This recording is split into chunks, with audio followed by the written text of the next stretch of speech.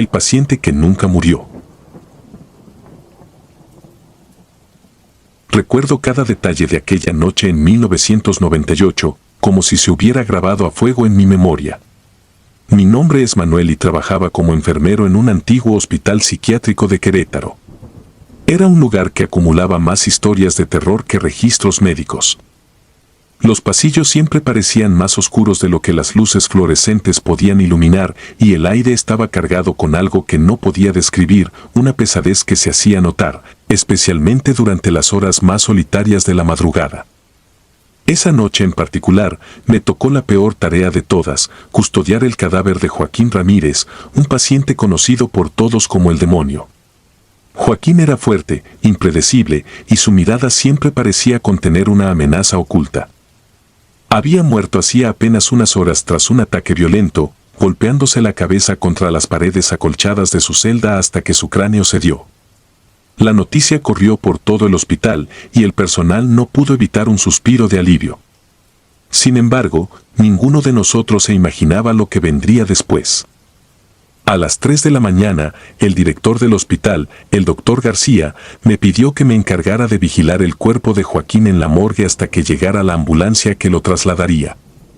Era una petición extraña, pero en aquel entonces no cuestionaba las órdenes de mis superiores. La morgue estaba ubicada en el subsuelo, un lugar que ya de por sí tenía una atmósfera que oprimía los sentidos. Caminé por el pasillo largo y frío, con las luces intermitentes del techo parpadeando de forma irregular. La puerta metálica chirrió al abrirse y el aire frío me golpeó la cara como un recordatorio de la muerte. El cadáver de Joaquín yacía sobre la mesa de acero inoxidable, cubierto con una sábana blanca. Me senté en una silla junto a la puerta, tratando de no mirar demasiado hacia el bulto inerte. Tenía mi linterna y una taza de café, que estaba empezando a enfriarse demasiado rápido en aquel ambiente gélido. Pasaron los primeros minutos en un silencio denso, roto solo por el zumbido eléctrico del sistema de ventilación. Traté de mantener la mente ocupada, pero el lugar parecía absorber mis pensamientos, forzándome a prestar atención a los pequeños detalles a mi alrededor. Entonces, algo cambió en el aire. No sabría decir qué fue exactamente, pero había una presencia, como si alguien acabara de entrar. Dejé mi café sobre el suelo y me puse de pie. Observé las puertas de las cámaras frigoríficas alineadas en la pared, cerradas con fuerza, y me recordé que todo estaba bajo control. Pero no podía sacudirme esa sensación de estar siendo observado. Fue entonces cuando escuché los golpes. Un tamborileo bajo y constante, como el de alguien tocando con los nudillos en una superficie de madera. El sonido no venía de las cámaras, sino del centro de la sala, de la dirección en la que se encontraba el cuerpo de Joaquín. Sentí la tensión en mis músculos mientras me acercaba a la mesa. La sábana blanca temblaba ligeramente, como si algo estuviera moviéndose debajo. Me acerqué lo suficiente para ver cómo el movimiento se detuvo de golpe. Contuve la respiración y, con manos temblorosas, estiré un poco la sábana para asegurarme de que no se había caído por el lado. Ahí estaba Joaquín, completamente inmóvil, sus extremidades rígidas por la muerte. Pero algo no estaba bien. Me di cuenta de que la cabeza estaba ligeramente girada hacia mí, en una posición que no recordaba haber visto antes. Me obligué a mirar el rostro del cadáver. Fue en ese momento cuando lo vi. Los párpados se levantaron con una lentitud inhumana, revelando dos ojos que no deberían haber tenido vida. Esos ojos me miraron, llenos de un odio que iba más allá de la muerte. Retrocedí tan rápido que tropecé y caí al suelo. La linterna rodó lejos, y su luz proyectó sombras temblorosas en el techo. Me quedé ahí, paralizado, sin atreverme a moverme o hacer ruido. Los ojos de Joaquín no me dejaron de mirar, y juraría que el cuerpo estaba comenzando a inclinarse hacia un lado. Me costaba respirar. Sabía que los cadáveres a veces podían presentar movimientos reflejos, pero esto no tenía ninguna explicación racional. El golpeteo se intensificó, como si algo estuviera tratando de salir desde dentro de las paredes de la morgue. Me levanté como pude y corrí hacia la puerta, pero por alguna razón, mi cuerpo no respondía del todo. Me sentía aturdido, como si la energía se me escapara. El aire era más pesado a cada paso que daba. Cuando finalmente llegué a la puerta, tiré del picaporte con todas mis fuerzas, pero no se movió. Estaba atascado, como si alguien del otro lado lo sujetara firmemente. El sonido de las puertas de las cámaras frigoríficas comenzó a vibrar, una por una, en un patrón que parecía seguirme. Era como si algo quisiera salir, o algo invisible estuviera recorriendo las cámaras. De pronto, sentí un frío helado en la nuca. Me giré lentamente, incapaz de evitarlo, y vi que la sábana de Joaquín ahora estaba caída al suelo. La mesa estaba vacía. Miré a mi alrededor frenéticamente. No había ni rastro del cadáver. Mi corazón latía tan rápido que sentí que me iba a explotar el pecho. Busqué en cada esquina, detrás de los muebles, convencido de que encontraría el cuerpo desplomado en alguna parte, pero no estaba. La sala parecía más oscura, más pequeña, como si las paredes estuvieran acercándose. Fue entonces cuando noté que las luces del techo parpadeaban en secuencias más cortas. Era como si alguien las estuviera manipulando. Desesperado, comencé a golpear la puerta, gritando por ayuda. No escuché respuesta, pero los golpes en las paredes se hicieron más fuertes, más insistentes. Era un ritmo que parecía querer imitar mis propios gritos. Me volví para mirar la mesa de nuevo, y vi que el cadáver de Joaquín había reaparecido, pero ahora estaba de pie, en el centro de la sala. Sus ojos seguían abiertos, y de sus labios caía un hilo de algo oscuro, parecido a la sangre, pero más espeso. Mis piernas temblaron, y un dolor agudo me atravesó las sienes. No sabía si era un juego de mi mente, o si la locura se estaba apoderando de mí. En un acto de pura desesperación, cerré los ojos, rezando para que todo terminara, para que la puerta se abriera, para que alguien me salvara. Pero nada de eso ocurrió. Sentí un peso detrás de mí, como si una figura se inclinara hacia mi oído. El aire era tan denso que apenas podía soportarlo. Cuando finalmente me atreví a abrir los ojos, la puerta estaba abierta de par en par. La sala estaba en silencio otra vez, y el cadáver de Joaquín yacía de nuevo sobre la mesa, con la sábana cubriéndolo perfectamente. Me quedé quieto, tratando de entender si lo que acababa de suceder había sido real o una alucinación. Sin pensarlo dos veces, salí de la morgue tambaleándome, dejando la linterna y el café abandonados en el suelo. Subí las escaleras corriendo y no me detuve hasta estar en la recepción del hospital. Le conté todo al doctor García, quien me miró con una mezcla de preocupación y escepticismo. Dijo que debía estar agotado, que el trabajo me estaba afectando. Pero sus palabras no me convencieron. Aquel lugar tenía secretos que ni siquiera nosotros, los que trabajábamos allí, entendíamos del todo. Al día siguiente, la morgue fue cerrada temporalmente por reparaciones. Nunca supe qué encontraron al revisar el área, pero los trabajadores de mantenimiento salieron pálidos, sin querer contar nada. Dejé mi trabajo en el hospital poco después. Pero hasta hoy, sigo soñando con esos ojos abiertos, llenos de furia, y con el sonido de los golpes en la oscuridad. Nadie puede convencerme de que fue una simple alucinación. Algunas cosas, en este mundo, no quieren quedarse muertas.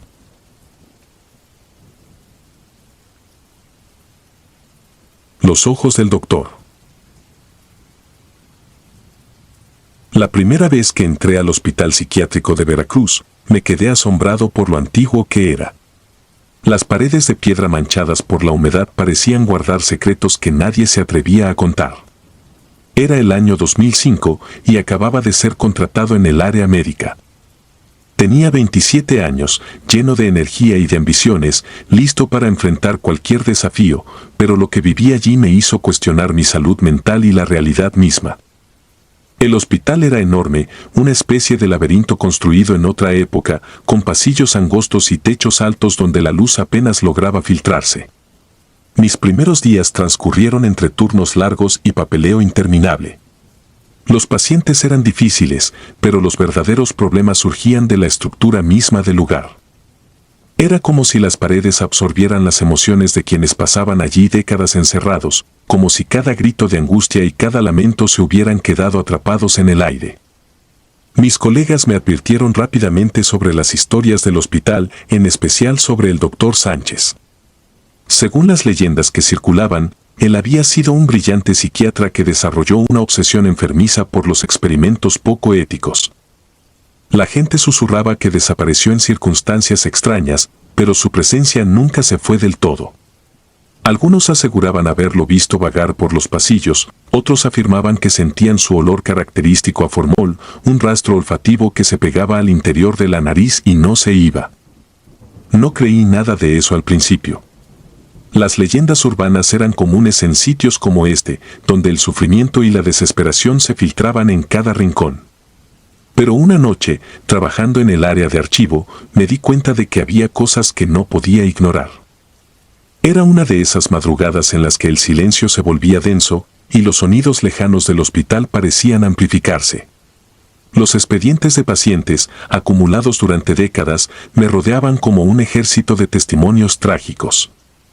Estaba concentrado en un archivo particularmente viejo cuando sentí un peso extraño sobre mí, una sensación que no podía explicar. Era como si algo me obligara a levantar la vista, y lo hice. Al girar la cabeza, noté una figura a unos metros, de pie entre las sombras de los estantes. Era un hombre con bata blanca, alta y delgada, tan real que por un segundo pensé que era uno de mis compañeros. Pero cuando mis ojos se acostumbraron a la penumbra, noté lo imposible. Sus ojos, totalmente negros, sin ningún reflejo, me observaban fijamente. Me quedé paralizado, sin saber qué hacer. Fue solo un parpadeo, y la figura desapareció. Sin embargo, el aire se impregnó de un olor químico, un aroma penetrante a formol que me hizo marear. Traté de convencerme de que era un efecto del cansancio, un truco de la mente, pero no logré apartar la sensación de haber sido vigilado. Ese aroma quedó flotando durante horas, aferrándose a mi ropa, haciéndome dudar de mi cordura. Los días pasaron, y aunque intenté olvidar, algo en el hospital parecía no querer dejarme en paz. Cada turno nocturno era peor. Sentía que algo estaba mal, como si la energía del lugar se torciera alrededor de mí. Los pasillos vacíos parecían susurrar cosas que no podía oír claramente, y las luces del techo parpadeaban más de lo normal, especialmente cerca de la sala donde el doctor Sánchez solía trabajar. Una noche especialmente tormentosa, los vientos golpeaban las ventanas y las ramas de los árboles se agitaban como dedos huesudos tratando de entrar. Me asignaron la revisión de los expedientes médicos más antiguos, almacenados en una ala casi abandonada. No había cámaras de seguridad en esa parte del hospital y el lugar se sentía completamente aislado del resto del mundo. El único sonido era el de la tormenta, interrumpido solo por mi propia respiración. El archivo en cuestión estaba en el último estante, cubierto por polvo y telarañas. Al abrirlo, me di cuenta de que pertenecía al propio doctor Sánchez. Sus notas médicas estaban escritas con una caligrafía elegante pero nerviosa, con palabras tachadas y enmiendas apresuradas. Hablaban de un proyecto secreto, un tratamiento experimental para trastornos mentales graves. Al pasar las páginas, un documento cayó al suelo. Me incliné para recogerlo y, al levantarme, el aire se volvió helado de repente. No me atrevía a girarme, pero el instinto me decía que algo estaba detrás de mí.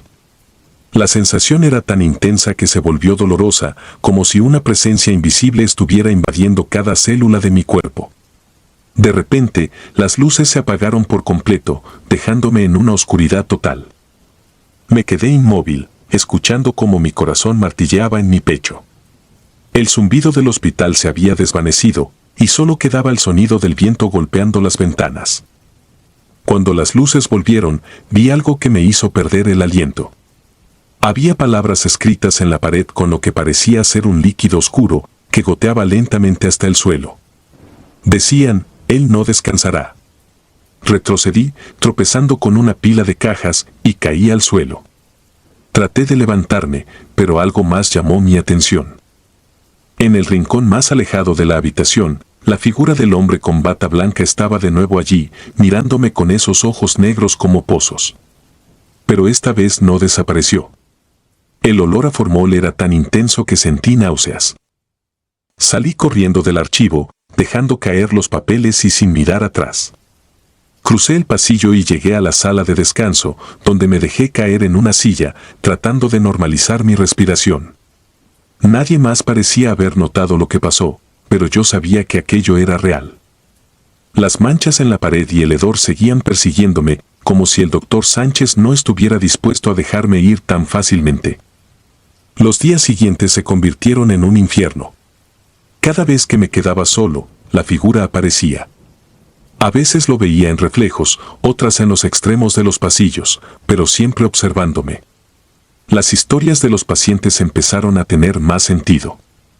Algunos decían que sentían que alguien los tocaba en la oscuridad, otros afirmaban que oían susurros suaves que parecían venir del suelo mismo.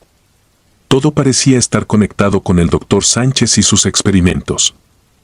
Decidí investigar por mi cuenta, revisando más documentos y preguntando a los empleados más antiguos. Nadie quería hablar del doctor Sánchez y algunos incluso se ponían pálidos al escuchar su nombre. Un enfermero mayor, llamado Héctor, finalmente me confesó que había visto cosas similares hace años, antes de que él también decidiera dejar de trabajar los turnos nocturnos. Su testimonio solo confirmó lo que ya temía, no era el único. El punto de quiebre llegó una noche en que decidí enfrentar mi miedo. Regresé al archivo con una linterna y una grabadora, con la idea de registrar cualquier cosa anormal que ocurriera.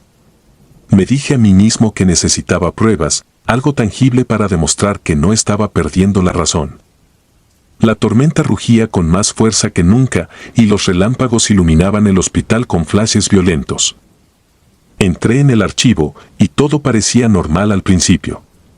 Me acerqué al estante donde había visto al doctor Sánchez la última vez y encendí la grabadora. Al pasar unos minutos, sentí que el aire se volvía denso. La linterna parpadeó y el aparato de grabación comenzó a emitir un ruido estático. Di un paso atrás y la linterna se apagó por completo. De nuevo, me quedé en la oscuridad. El pánico se apoderó de mí. Algo me empujó desde atrás, como si una mano invisible me hubiera forzado a caer al suelo. No había nadie allí, pero el contacto había sido real, tangible. La linterna volvió a encenderse sola y cuando la apunté hacia el estante, vi un frasco de vidrio que no estaba allí antes. Se trataba de un contenedor de formol, con algo flotando en su interior, un ojo humano, perfectamente conservado. Salí corriendo, dejando la grabadora y todo lo demás atrás. Esa fue mi última noche en el hospital.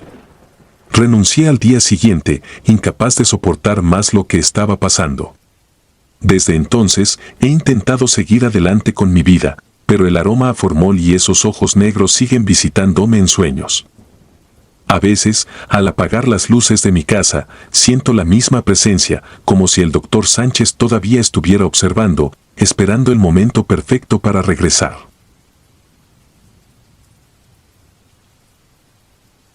La maldición del altar de la capilla.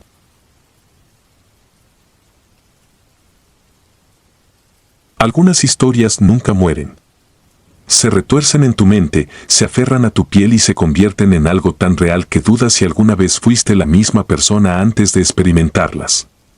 Es por eso que prefiero mantener mi nombre en el anonimato. Lo que viví en aquel manicomio antiguo en el Estado de México es algo que aún me atormenta, un recuerdo que resuena en mi vida con una intensidad que nunca se desvanece. Había conseguido un empleo temporal como parte del personal de mantenimiento en el hospital psiquiátrico, un lugar cuyos cimientos parecían anclados al sufrimiento humano. Las paredes hablaban de desesperación, y los pasillos tenían un aroma rancio, mezcla de desinfectante y humedad que jamás se iba. A simple vista, el trabajo parecía sencillo: limpiar, arreglar filtraciones y mantener los espacios seguros para pacientes y personal. Pero todos sabíamos que el verdadero desafío era soportar la atmósfera cargada de secretos, esa sensación constante de que algo estaba mal, como si el hospital fuera un organismo vivo y podrido. Había una zona del manicomio que nadie quería mencionar demasiado: la vieja capilla. Situada al final de un pasillo que se desmoronaba lentamente por la falta de mantenimiento, el lugar era como una tumba olvidada dentro del hospital. Se contaba que, décadas atrás, un sacerdote había sido asignado para brindar consuelo a los pacientes. Sin embargo, la tristeza, el aislamiento y los gritos incesantes de los internos quebraron su cordura.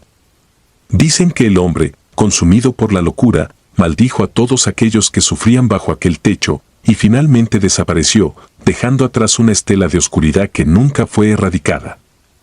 Fue un viernes cuando me asignaron la tarea de limpiar la capilla. Mis compañeros me miraron con una mezcla de lástima y alivio, felices de no tener que ser ellos quienes entraran allí. No sabía si sus advertencias eran bromas de mal gusto o intentos de genuina preocupación, pero una parte de mí no quería descubrirlo.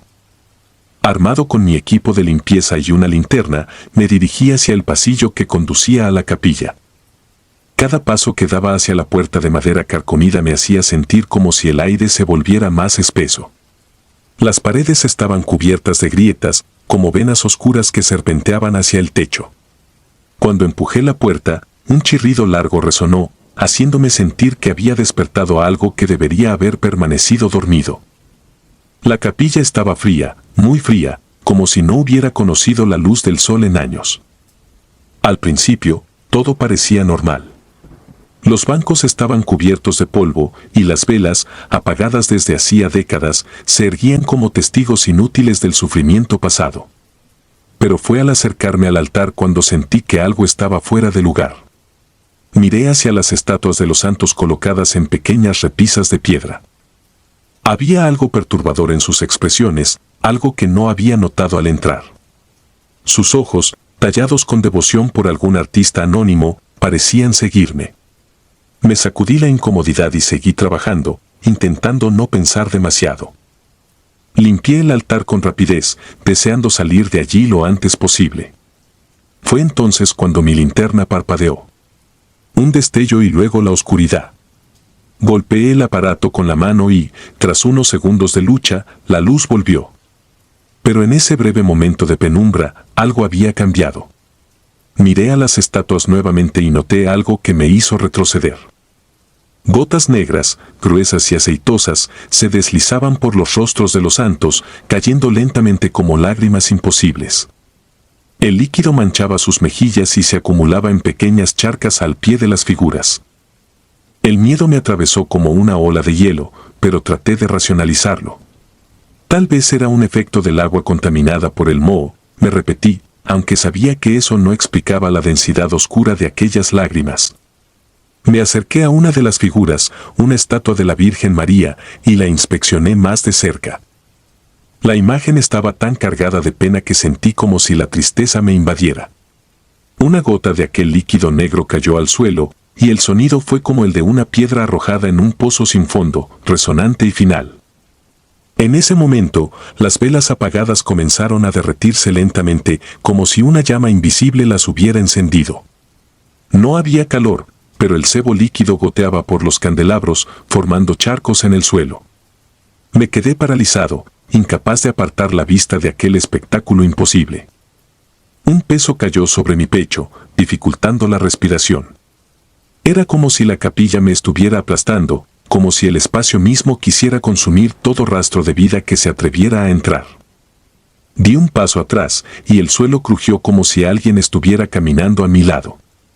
Quería correr, salir de ese lugar y no volver jamás, pero mi cuerpo no respondía.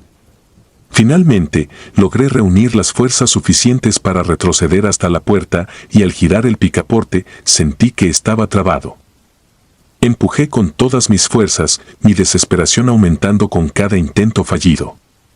La capilla parecía querer retenerme. De repente, el silencio fue roto por un sonido que me hizo girar la cabeza hacia el altar. Las lágrimas negras se habían extendido, creando un charco que parecía moverse, arrastrándose hacia mí con una lentitud deliberada. Fue entonces cuando comprendí que aquello no era simplemente un líquido, era algo con intención, algo que buscaba. La puerta finalmente cedió, y me lancé al pasillo, dejando caer la linterna detrás de mí. La luz quedó parpadeando en el suelo de la capilla, proyectando sombras que se movían como si tuvieran voluntad propia. Corrí tan rápido como pude, mis pasos resonando por el hospital hasta llegar al área principal. Mi supervisor notó mi estado y me mandó a casa sin hacer demasiadas preguntas. Sin embargo, a partir de ese día, las cosas nunca volvieron a ser normales para mí. Algo había cambiado, y no se trataba solo de un trauma pasajero. Cada vez que entraba en una iglesia o pasaba cerca de una, algo se rompía o caía sin explicación. Era como si mi presencia perturbara la calma sagrada del lugar. Lo peor fue cuando asistí al bautizo de mi sobrino. Apenas crucé las puertas de la iglesia, el crucifijo principal cayó desde el altar, estrellándose contra el suelo y partiendo en dos. Los asistentes gritaron, y algunos ancianos me miraron como si yo fuera el causante de aquel accidente.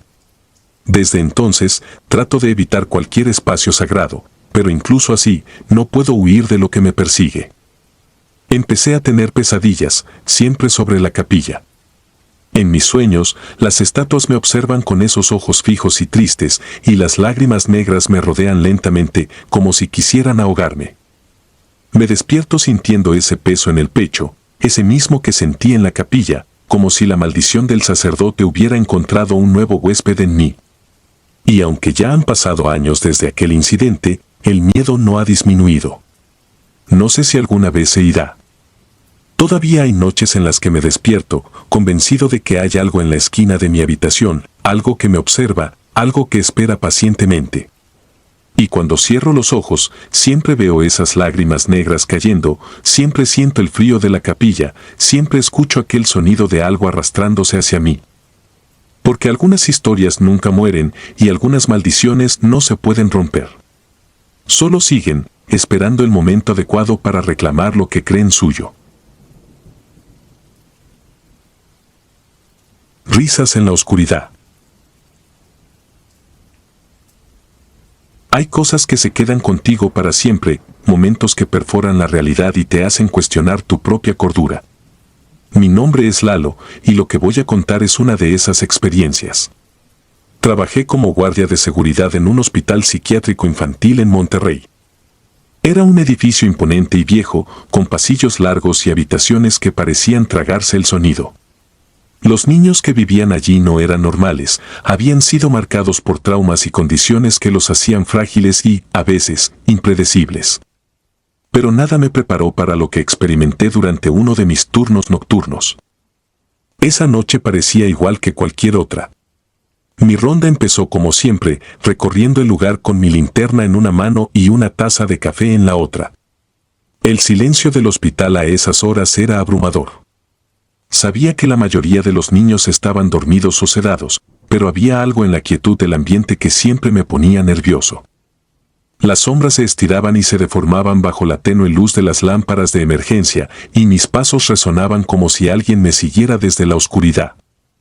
A las 2 de la madrugada, mientras caminaba por el segundo piso, un sonido me hizo detenerme. Era una risa, suave y alegre, como la de un niño jugando.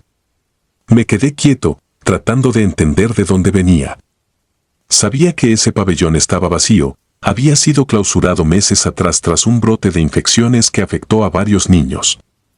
Las habitaciones estaban cerradas con llave y los únicos que tenían acceso éramos los guardias.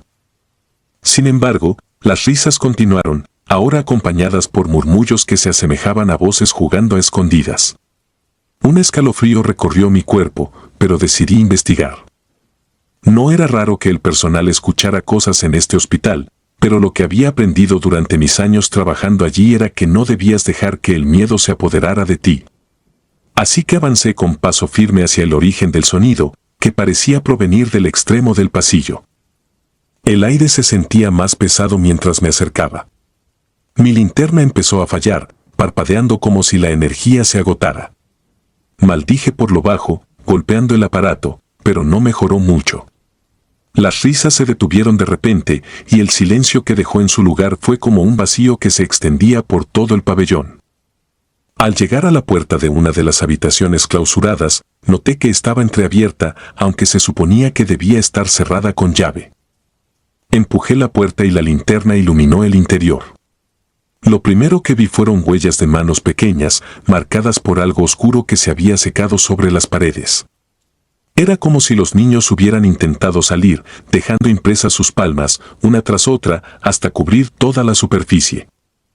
Me acerqué a una de las manchas y la examiné con más atención. No era pintura. Parecía sangre, seca y agrietada, y su visión hizo que mi estómago se revolviera. De repente, mi linterna parpadeó de nuevo, y al recuperar la luz, vi algo que me hizo retroceder. Al otro lado de la habitación, en la penumbra, había pequeñas sombras moviéndose rápidamente. Parecían niños, pero algo en su forma era incorrecto, como si sus cuerpos no se movieran de manera natural. Las figuras se deslizaban por el suelo y las paredes, desvaneciéndose cada vez que intentaba enfocarlas con la linterna. Salí de la habitación con el corazón latiendo con fuerza, y justo cuando cruzaba el umbral, las risas regresaron. Esta vez, venían de todas direcciones, rodeándome. Cerré la puerta de golpe y me apoyé contra ella, tratando de controlar mi respiración. Sentí una presencia detrás de mí, algo que no podía ver pero que sabía que estaba allí, observándome. Me obligué a caminar de vuelta por el pasillo, sintiendo que algo me seguía. Al girar una esquina, vi algo que me hizo detenerme en seco. En el centro del pasillo había un pequeño carrito de juguete, uno de esos viejos, de madera, que había visto en las salas de juego del hospital. Estaba quieto, pero cuando apunté la linterna hacia él, empezó a moverse lentamente hacia mí, como si alguien lo empujara. Me quedé congelado, incapaz de procesar lo que estaba viendo. El carrito se detuvo justo a mis pies y el aire a mi alrededor se volvió helado. Recordé las historias que algunos de mis compañeros me habían contado, historias que yo siempre había desestimado como supersticiones. Decían que los niños que habían muerto en el hospital no se habían ido, que sus almas seguían atrapadas, jugando en la oscuridad. Me burlé de esos relatos en su momento, pero en ese instante no me parecían tan ridículos. Decidí que era suficiente. Terminaría mi ronda lo más rápido posible y volvería al cuarto de seguridad, donde las cámaras y las luces me harían sentir al menos un poco más seguro. Mientras bajaba las escaleras, sentí que algo me rozaba la pierna, como una mano pequeña, y casi caí por los escalones. Miré hacia atrás, pero no había nada. Solo el vacío del pasillo que había dejado atrás, ahora lleno de sombras que parecían haberse multiplicado. Al llegar al cuarto de seguridad, cerré la puerta y me dejé caer en la silla, sintiendo que mis manos todavía temblaban. Revisé las cámaras, pero las pantallas no mostraban nada fuera de lo común. El hospital estaba tan tranquilo como siempre. Me quedé allí por el resto de mi turno, mirando las imágenes sin parpadear, esperando que algo perturbador apareciera. Pero no pasó nada. El verdadero terror vino después. Durante las siguientes semanas, cosas extrañas empezaron a suceder. Escuchaba risas en mi propia casa, risas que no tenían razón de ser. Mis luces parpadeaban sin motivo y a veces encontraba juguetes viejos que no recordaba haber visto antes tirados en mi sala de estar. Una noche, me desperté sintiendo algo pesado sobre mi pecho y al abrir los ojos, juraría que vi una figura pequeña, parecida a un niño, que se desvaneció tan rápido como apareció. Los médicos me dijeron que estaba sufriendo de estrés, que mi mente estaba jugando conmigo después de haber trabajado tanto tiempo en un lugar como el hospital psiquiátrico. Pero yo sabía que era más que eso. No volví a trabajar allí, renuncié poco después de esa noche. Sin embargo, las risas nunca desaparecieron del todo.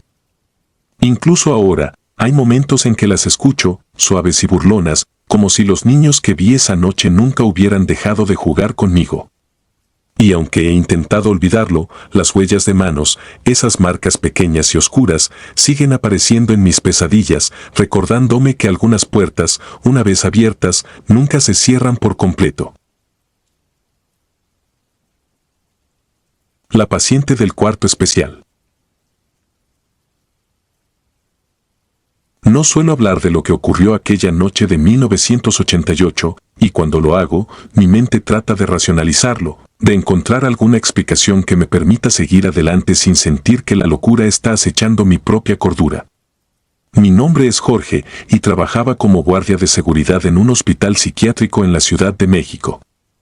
Era un trabajo que requería nervios de acero, especialmente en un lugar donde las historias de los internos y las tragedias del pasado parecían impregnarse en las paredes. La paciente en cuestión, cuyo nombre nunca llegué a aprender, simplemente la conocíamos como la Violenta, había sido trasladada a nuestro hospital después de una serie de incidentes que ningún otro centro podía manejar. Se decía que había atacado brutalmente a varios médicos y que había que mantenerla bajo sedantes la mayor parte del tiempo. La dirección del hospital había mandado construir un cuarto especial para ella, una celda acolchada y reforzada con una puerta de acero grueso y sin ventanas, diseñada para contenerla sin importar lo que intentara. Esa noche me tocaba el turno de vigilar esa sección del hospital. Las celdas estaban separadas del resto del edificio por un largo corredor que parecía nunca terminar. Las luces, aunque nuevas, titilaban de vez en cuando, lanzando sombras que jugaban en las esquinas. Era la clase de ambiente donde la soledad se sentía física, donde podías escuchar tu propia respiración y cada crujido de los antiguos cimientos parecía un lamento. Mi rutina consistía en caminar por ese pasillo cada hora y asegurarme de que todo estuviera en orden. Durante los primeros recorridos, todo estaba en calma. Los internos más tranquilos dormían, y los que solían gritar se mantenían en silencio por efecto de los sedantes. Pasé por el cuarto especial de la Violenta y, como de costumbre, miré por la pequeña ventana de seguridad. La vi inmóvil, atada a la cama con correas gruesas, con los ojos cerrados y la cabeza inclinada hacia un lado. Sus cabellos oscuros caían sobre su rostro, y por un momento pensé que parecía un cadáver. Me aparté y continué mi ronda, pero justo cuando llegué al final del pasillo, un sonido me detuvo en seco. Era un golpe ensordecedor, seguido por otro y otro, como si alguien estuviera lanzándose contra las paredes con una fuerza sobrehumana. El ruido era tan intenso que sentí la vibración bajo mis pies. Corrí de vuelta, con el corazón acelerado y una sensación de alerta que me hacía sentir cada segundo más real que el anterior. Me detuve frente a la puerta del cuarto de la Violenta. Los golpes continuaban, y podía escuchar el metal crujir con cada embate. Por un instante, pensé que algo o alguien iba a romper esa puerta de acero desde el interior. Tomé aire y miré por la ventana de nuevo, esperando ver a la paciente luchando contra sus ataduras. Pero lo que vi no tenía sentido. Las paredes acolchadas, diseñadas para evitar cualquier daño, estaban cubiertas de arañazos profundos, marcas frescas que se extendían desde el techo hasta el suelo, como si manos invisibles hubieran destrozado la tela y el relleno. Pero lo peor no eran los arañazos. Había huellas de pies desnudos en el suelo, trazos rojos y húmedos que se movían en todas direcciones, como si alguien hubiera estado corriendo descalzo dejando un rastro de sangre. Abrí la puerta con precaución, sin entender cómo podía haber tanto daño cuando la paciente seguía amarrada. Cuando entré, el olor metálico de la sangre me golpeó. Las huellas se hacían más nítidas a medida que me acercaba, y la Violenta yacía en la cama, aún atada con firmeza. Sus muñecas y tobillos estaban asegurados, y las correas no mostraban signos de haber sido aflojadas. Pero ella no estaba dormida. Tenía los ojos abiertos, dos pozos oscuros que reflejaban una chispa de algo innombrable, y una sonrisa torcida que hizo que mi pecho se comprimiera. No podía apartar la vista de su rostro. Era como si me estuviera desafiando, como si supiera algo que yo no. Sus labios se curvaron aún más, y mis piernas se sentían como de plomo, incapaces de moverse. Fue entonces cuando noté que, a pesar de estar amarrada, sus uñas estaban rotas y sangraban, dejando un rastro de pequeños cortes que coincidían con los arañazos en las paredes. Pero eso no tenía sentido. Las marcas eran demasiado profundas, demasiado largas, como si alguien con garras inhumanas las hubiera hecho. Me retiré del cuarto, cerrando la puerta detrás de mí con un golpe seco y asegurando los cerrojos. El sonido de los golpes había cesado, pero la sensación de que algo estaba muy mal no me abandonó. Me apresuré al cuarto de seguridad y avisé al médico de turno, quien acudió rápidamente junto con un par de enfermeros. Revisaron a la paciente y me aseguraron que era imposible que hubiera causado tal daño. Las correas estaban intactas, y los registros médicos mostraban que estaba bajo una dosis suficiente de sedantes como para dejarla casi inconsciente. Los médicos no pudieron explicar las huellas de pies sangrantes ni los arañazos. Simplemente anotaron el incidente y sugirieron que tal vez el desgaste de las paredes había hecho que el acolchado se rompiera, una excusa que incluso ellos parecían no creer del todo. Me recomendaron que me tomara un descanso y tratara de no preocuparme. Pero sabía que había algo más, algo que no podía entender. Esa noche, en casa, no pude dormir. Cerraba los ojos y veía esa sonrisa torcida, esos ojos oscuros que parecían mirar más allá de mí, como si supieran algo que yo nunca podría comprender.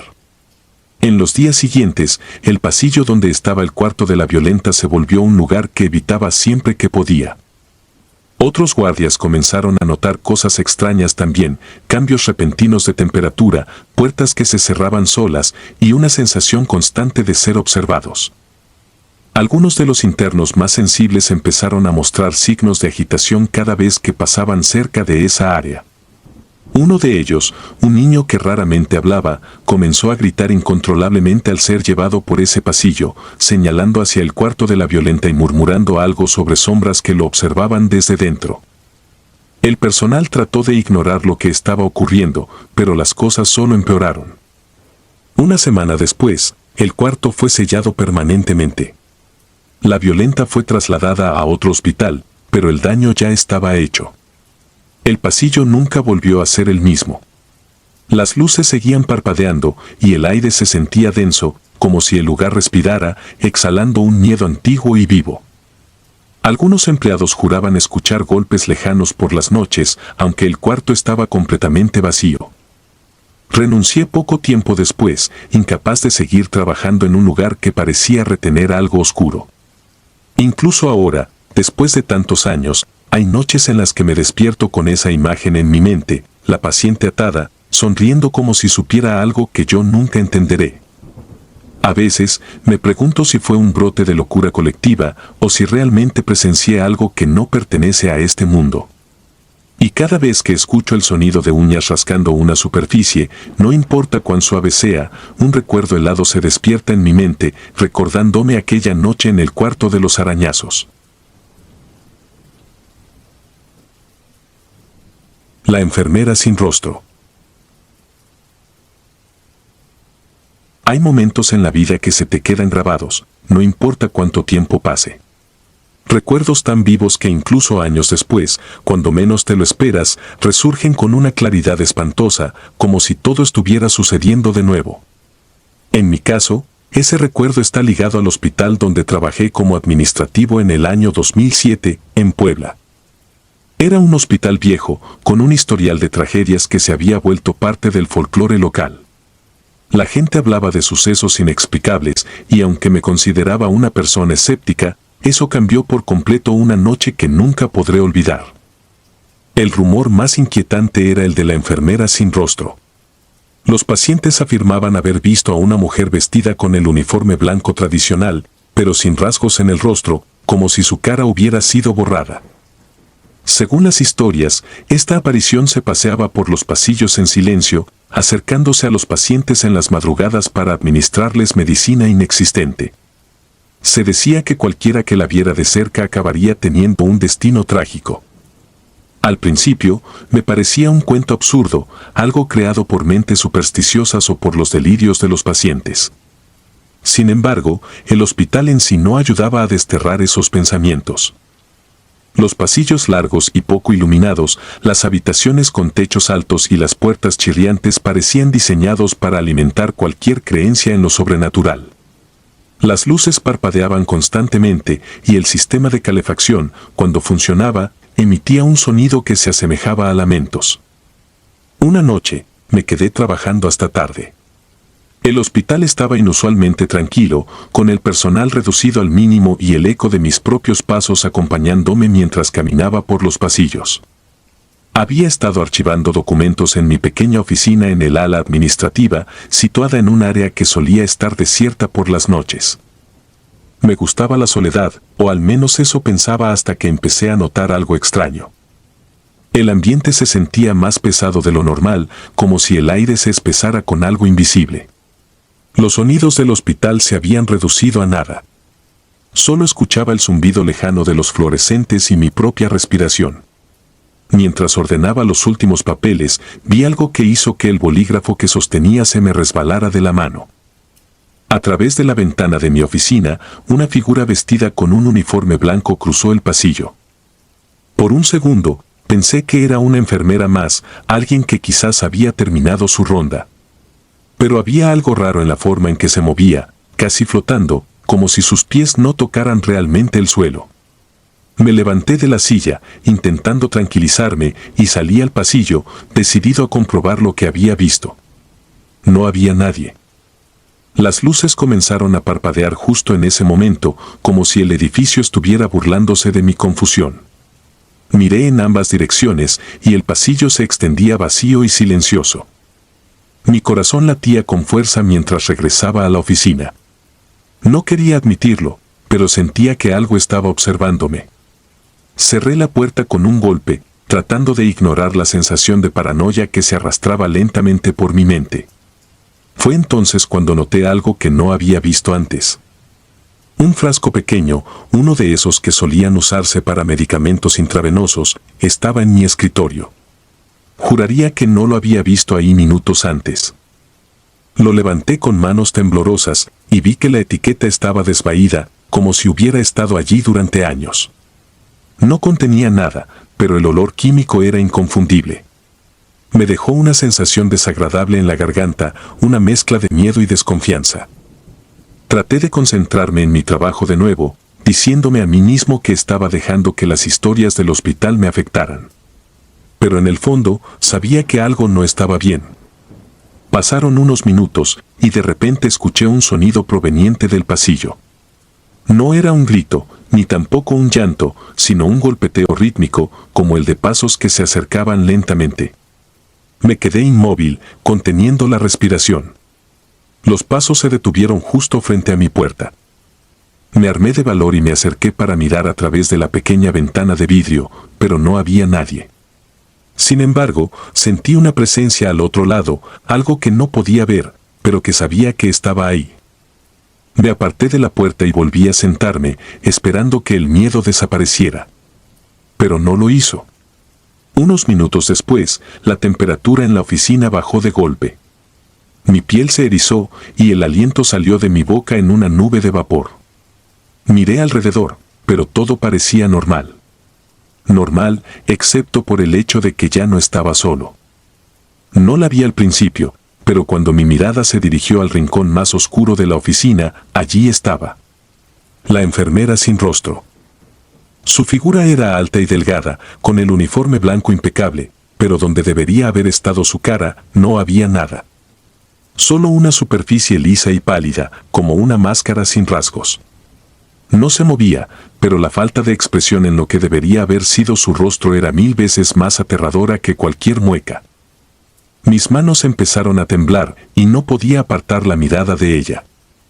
En un parpadeo, desapareció como si nunca hubiera estado allí. Pero el frío persistió y algo en mi interior me dijo que no estaba a salvo. Me levanté, decidido a salir de la oficina, pero cuando abrí la puerta, el pasillo estaba oscuro. Las luces que normalmente iluminaban el corredor habían dejado de funcionar y la única fuente de luz provenía de la salida de emergencia, parpadeando débilmente. Sabía que tenía que irme, que no podía quedarme un segundo más. Avancé por el pasillo, mis pasos resonando en la oscuridad. A cada paso, sentía que algo se movía a mis espaldas, una sensación de que algo estaba muy cerca, demasiado cerca. Al girar la esquina, me encontré de frente con la sala de suministros médicos, cuya puerta estaba entreabierta. Una luz titilante provenía de adentro. Contra todo instinto, me acerqué y al asomarme, vi un espectáculo que aún me atormenta. Había más frascos de medicina vacíos, apilados en el suelo, y las paredes estaban cubiertas de manchas de humedad, formando patrones que se asemejaban a rostros deformes. La luz continuaba parpadeando, y justo cuando iba a darme la vuelta, algo se movió. La figura de la enfermera sin rostro estaba allí, de pie en el centro de la sala. Esta vez, levantó una mano y señaló hacia mí, como si me acusara de algo o me estuviera invitando a entrar. Salí corriendo sin mirar atrás, atravesando el hospital hasta la salida principal. No me detuve hasta que estuve en el estacionamiento, donde el aire fresco me golpeó como un balde de agua fría. Nadie me creyó cuando conté lo que había visto. Dijeron que era el estrés del trabajo, que las historias del hospital se habían mezclado con mi imaginación. Pero sé lo que vi. Dejé el trabajo poco tiempo después, incapaz de soportar el ambiente cargado del hospital. Sin embargo, incluso después de irme, la experiencia nunca me dejó. Hay noches en las que despierto con la sensación de que algo me observa desde la oscuridad. A veces, siento que el aire a mi alrededor se enfría, y siempre, tengo miedo de ver una figura blanca sin rostro esperando en las sombras, con un frasco vacío en la mano, como si aún buscara a alguien a quien cuidar, o a quien reclamar. Si disfrutas de los relatos, te invitamos a apoyarnos con un like y un comentario, ya que eso nos ayuda muchísimo. Además, si aún no estás suscrito o suscrita, te animamos a formar parte de la comunidad del terror. Muchas gracias por escucharnos y por tu apoyo.